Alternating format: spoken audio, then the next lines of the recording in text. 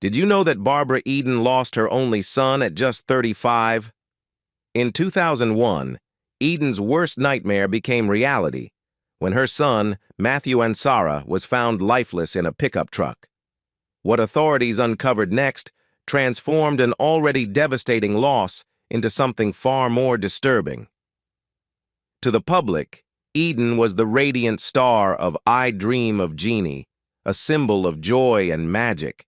But behind the smile were years of pain, struggle, and heartbreak. These are the tragic details behind television's Dream Jeannie. Barbara Eden was born Barbara Jean Moorhead in August 1931 and grew up in a family where music was a lifeline. During the Great Depression, her mother sang to keep spirits up, and Eden followed that path, studying voice and acting from a young age. By the mid-1950s, she had changed her name to Eden and was making regular sketch appearances on The Johnny Carson Show. Her rise was slow and demanding. Throughout the late 1950s and early 60s, Eden worked steadily in guest and supporting roles, sharing screens with stars like Lucille Ball and Andy Griffith. Breakthrough moments came. She starred in A Private's Affair in 1959 and appeared opposite Elvis Presley in Flaming Star. But true stardom still felt just out of reach. Even off-screen, control was limited.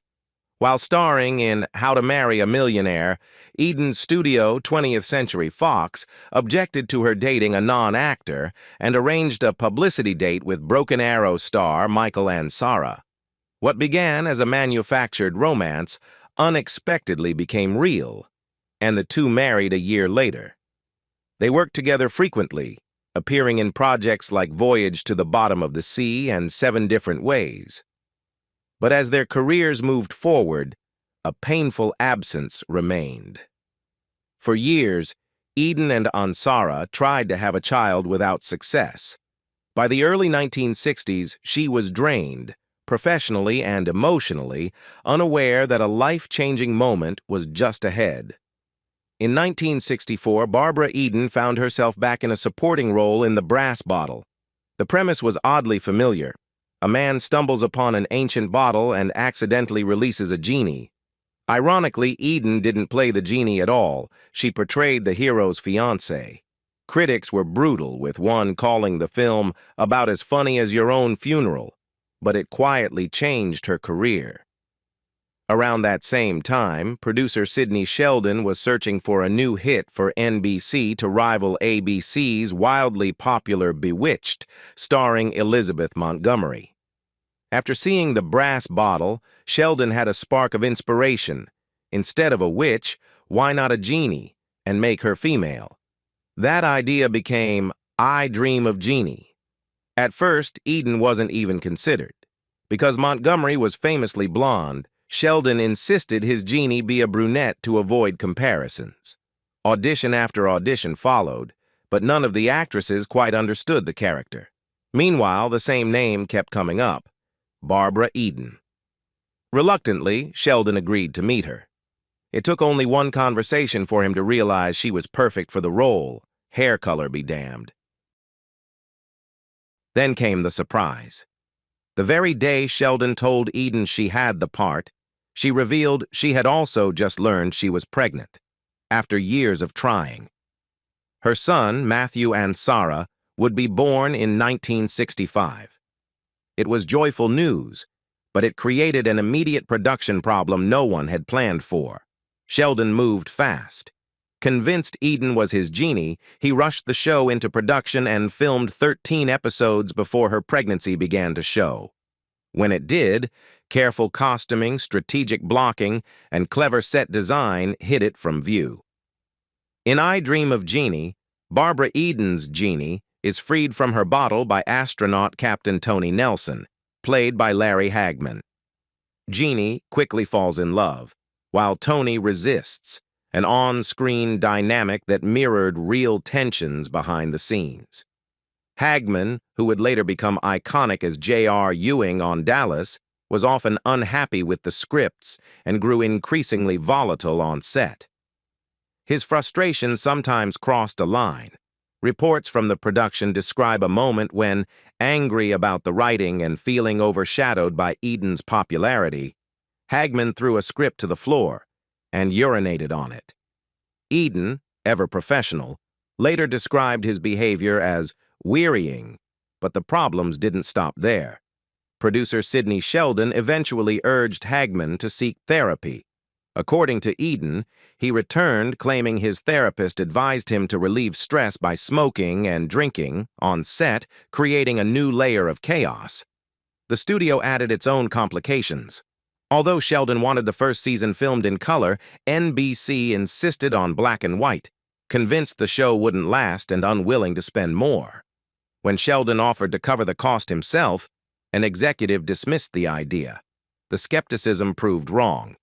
I Dream of Jeannie became a solid hit, running 5 seasons and 139 episodes, spawning spin-offs and thriving in syndication. By then, Eden was one of the most beloved faces of the 1960s, attention she hadn't asked for and didn't always welcome. While she focused on raising her son and doing her job, outside forces kept intruding. That scrutiny soon exploded into one of television's strangest controversies. The infamous belly button incident, sparked when a reporter fixated on a brief glimpse in early episodes, triggering a studio panic no one saw coming. After the first article about Jeannie's belly button appeared, more quickly followed, until NBC stepped in with a firm rule. Jeannie's navel was never to be shown. The network enforced it strictly. In one episode set in Hawaii, while every other woman wore bikinis and crop tops, Barbara Eden was required to cover up in a one-piece swimsuit. It wasn't the last time the studio made things difficult, but Eden knew how to handle herself. During the first season of I Dream of Jeannie, one episode featured a real lion. As Eden later recalled in her memoir, Jeannie Out of the Bottle, she had experience with big cats and calmly approached the animal, letting it sniff her and gently stroking it. She even advised her co-star Larry Hagman to do the same. He didn't. When filming began, the lion remained calm with Eden, but the moment it saw Hagman, it let out a thunderous roar. Hagman and several crew members panicked and ran, leaving Eden behind with the lion unfazed. The moment became legendary on set. For 4 seasons, the show carefully balanced the relationship between Tony and Jeannie, living together but never fully together. That tension was central to the series. But in the 5th season, everything changed. By 1969, cultural attitudes were shifting, and the network decided it was time for Tony and Jeannie to marry. The long-running "will they, won't they" was finally resolved. When the cast heard the decision, their reaction was far from celebratory. When Barbara Eden learned about the marriage storyline, her heart sank. What sounded like a happy twist felt completely wrong to her. She understood Jeannie and the show too well. Turning Jeannie into a wife undermined the very tension that made the series work. Years later, Eden was blunt about it. The marriage, she said, ruined the show because Jeannie wasn't human. She believed she was, but Tony always knew she wasn't, and that difference was the point. Her instincts proved right. If the studio hoped the wedding would revive ratings in the 5th season, it didn't. The show continued to struggle, and NBC quietly decided to cancel it while the series was on hiatus. The cast was blindsided. In fact, Larry Hagman didn't hear it from executives. He learned the show was over from a security guard at the studio gate. Even he later laughed at how painfully Hollywood the moment was. For Eden, it wasn't funny at all. When the cancellation came in 1970, she said it felt like losing a family. She joked about Hagman being a wild, delinquent brother, but the loss hit hard, and the trouble didn't stop with her TV family. Behind the scenes, Eden was juggling motherhood, hoping for another child, and trying to hold her marriage to Michael Ansara together. As her career soared, his slowed, creating strain that only grew heavier. What followed wasn't just professional disappointment. It was a personal tragedy that would change her life completely. Around the time Jeannie was canceled, Eden and her husband were expecting another child. What followed was devastating.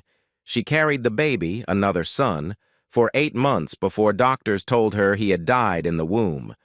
Even then, she was forced to carry the pregnancy to term and give birth to a stillborn child, an experience that left her shattered. Unable to sit with that kind of grief, Eden did what she had always done. She worked. With her career suddenly uncertain and her personal life in pieces, she threw herself into projects, starring in several television movies over the next year. She hoped staying busy would numb the pain. Instead, it deepened it. Looking back, she said she became emotionally numb and slipped into a depression she didn't recognize at the time.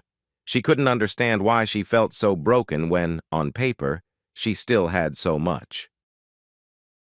In 1974, another loss followed. After years of strain, Eden and Michael Ansara divorced. The split hit their son Matthew especially hard.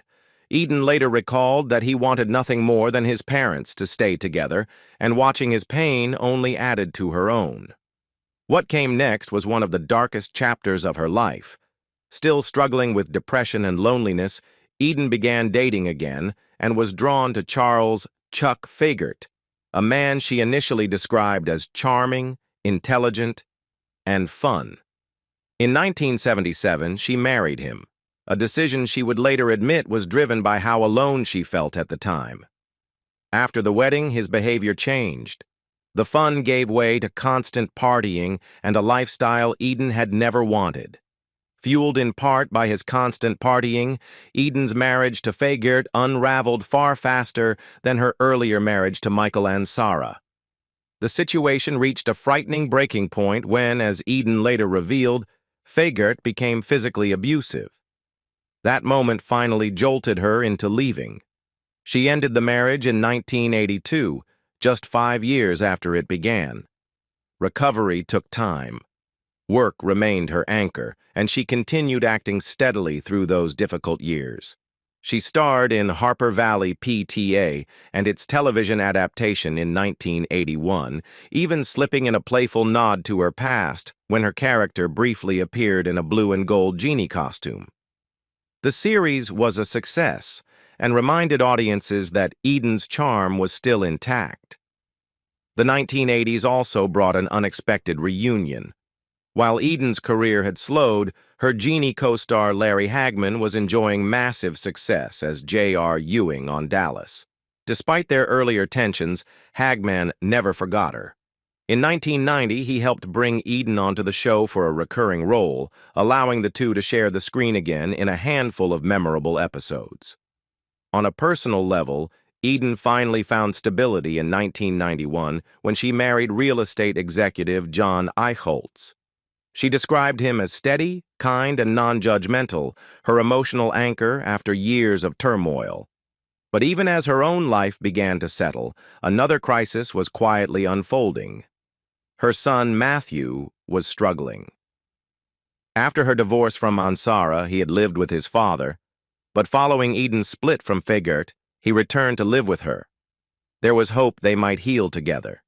Instead, it became painfully clear that Matthew was slipping further away, already fighting battles neither of them yet fully understood.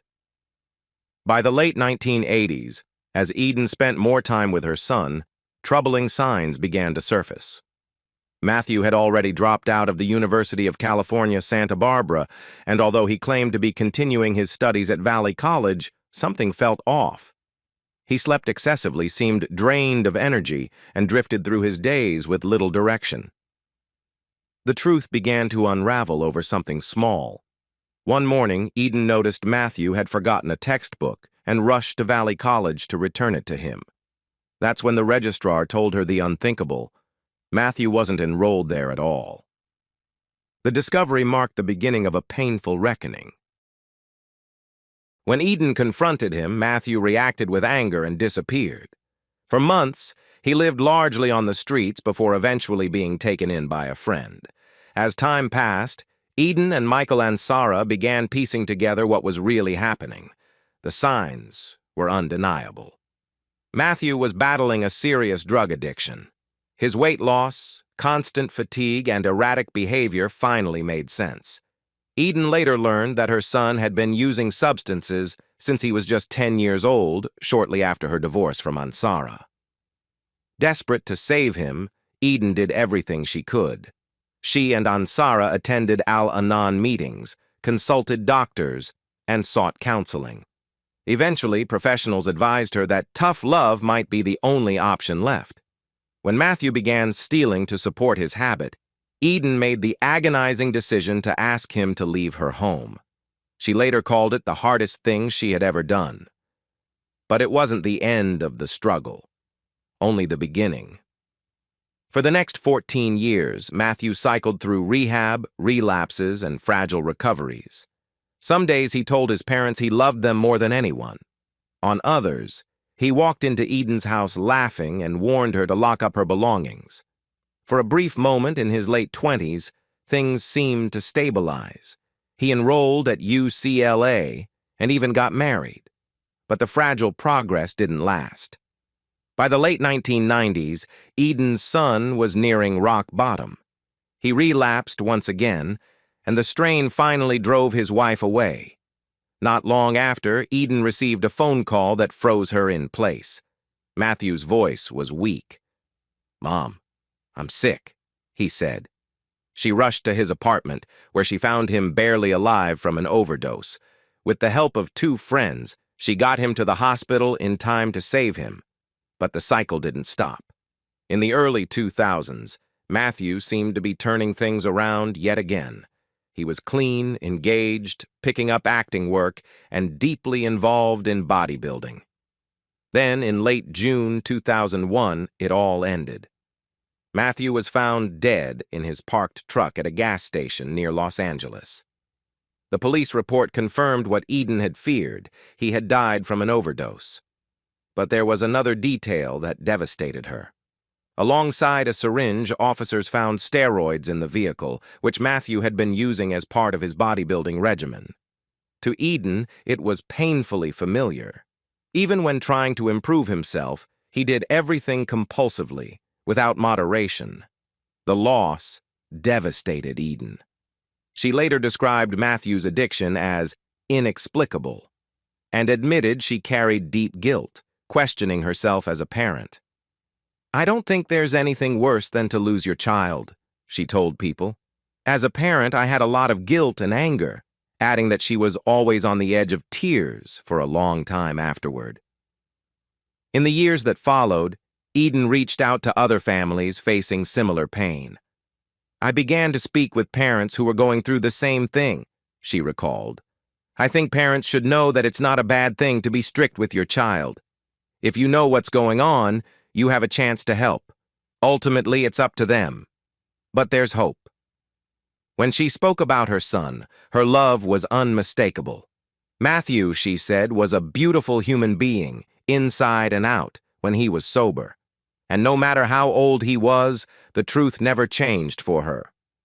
"Even though he was 35, he was still my baby." When Barbara Eden set her sights on Hollywood, she quickly ran into the industry's harsh misogyny, especially its fixation on women's bodies. While staying with her aunt and uncle in Los Angeles, she was introduced to a talent scout at Warner Brothers. After asking about her training, he pulled out a photo of his daughter and told her, "See, honey, that's what you need, big Taz." Eden later said the comment broke her heart, but she refused to let it derail her. She reminded herself that not every role was written for one type of woman and decided to focus on becoming a strong character actress instead.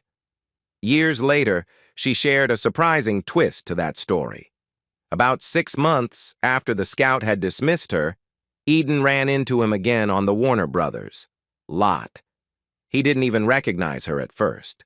When she told him who she was, his tone completely changed. This time, he told her she was going to get a screen test and that she was going somewhere. The moment stayed with Eden, reinforcing a lesson she carried throughout her career. Trust yourself, and don't let early rejection define your future. Believe it or not, Jeannie's famous bottle wasn't specially designed for the show at all. It actually started life as a 1964 Christmas edition Jim Beam liquor decanter, originally filled with Beam's Choice bourbon. While a few stories circulate about how it ended up on set, the simplest explanation is likely the true one.